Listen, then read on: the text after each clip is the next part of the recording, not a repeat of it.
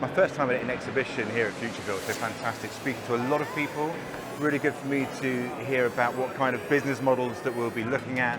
You know, concreters, ground workers, the sheer size of the footprint of the software itself and how that can mold around particular attributes of their business models, how they can become more eco-efficient as well. So yeah, that's fantastic. So yeah, it's really exciting for me to see that for the first time.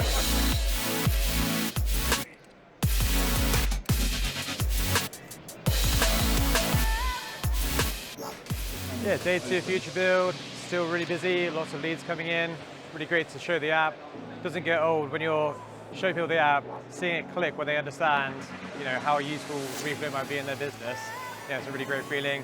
It's exciting to get those leads so I can speak to them when we get back to the office and do those demos. So yeah, it's a good day 2 so far. It's really great seeing Adam at his first event. He's dived straight in, demoing the software really well.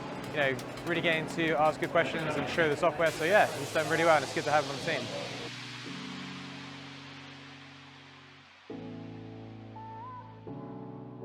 Day 3, Futurebuild 2023. It's fantastic to be here. It was great when we were here last year.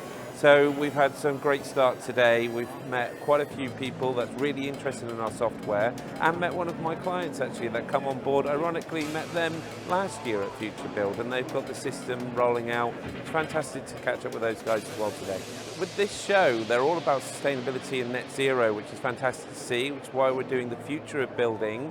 I've actually had the honour of actually going to speak to some of the Futurebuild guys and talking about sustainability, how they're improving net zero, reducing carbon. We like to think in Reflow here that we can help. We would hope to be able to look at our reports and our analysing of data in our field management system. And not to mention, we're 100% paperless. So moving over to our digital system, we like to help them along the way.